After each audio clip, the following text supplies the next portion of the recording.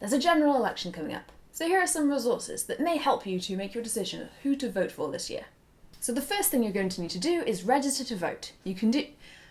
I'm sorry, I can't. If you don't register to vote, then you can't vote in this election, and you have to register before the 22nd of May, or otherwise it's too late. You won't be registered in time to vote in this election. So go to gov.uk/register-to-vote. Register to vote. Politics is complicated, incredibly complicated, and it's so difficult to find something that can give you advice and information that isn't going to be completely biased one way or the other, because political bias is everywhere, even here. I am just a filthy left-wing liberal after all. Great place to start, isidewith.com. It's basically an online quiz that tells you which political party fits you best. It presents you with lots of different issues, asks you your opinion on them and how important these are to you. And it presents you this information without telling you what political parties think different ways on different issues. So it's entirely just how you feel, and then it tells you which parties you match with best. It's a really great place to start if you have absolutely no idea. Similarly is politicalcompass.org. I love this one because I like comparing all the graphs, because I'm a massive nerd. What this website does is gives you a little quiz, and at the end of it shows you where you fit on the political compass. This has the horizontal axis, which is the left wing, right wing, typically what we talk about when we talk about different political parties and their views. But then also we have the authoritarian libertarian axis, which is actually pretty important and often gets overlooked. So it's quite interesting to see where you compare to different political parties, and you can also look back over the last couple of elections of how the political parties aligned.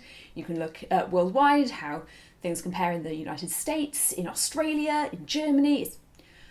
It's a field day for people who like graphs. For example, I find it very interesting how the BNP is in pretty much the same position as Hitler. Just saying. Theyworkforyou.com. Really good website that tells you your current MP and their history of how they have voted on different issues and where they stand on all different things. Really, really good for you to know, how is the current person doing? Will you vote for them? But of course, maybe you're new to politics. Perhaps you've just got old enough to vote, or you've never really paid attention before, and the whole system is a bit weird, and you don't really know what's going on. Don't blame you. It's an archaic system that's been adapted over hundreds of years, and it's all kinds of weird. A good place to start to get an overview of how politics worked is a series of videos here on YouTube by Jay Foreman. It's called Politics Unboringed. It's really funny, it's very informative, and although it was made with the 2015 election in mind, it still holds up completely 2 years later for this election.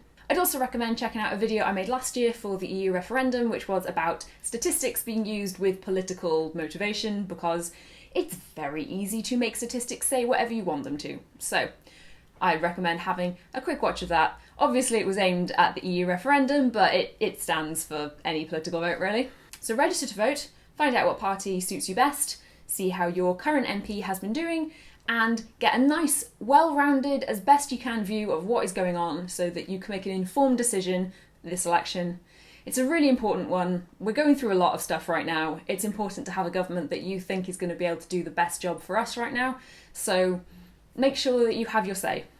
Thank you so much for watching. I'll see you again soon.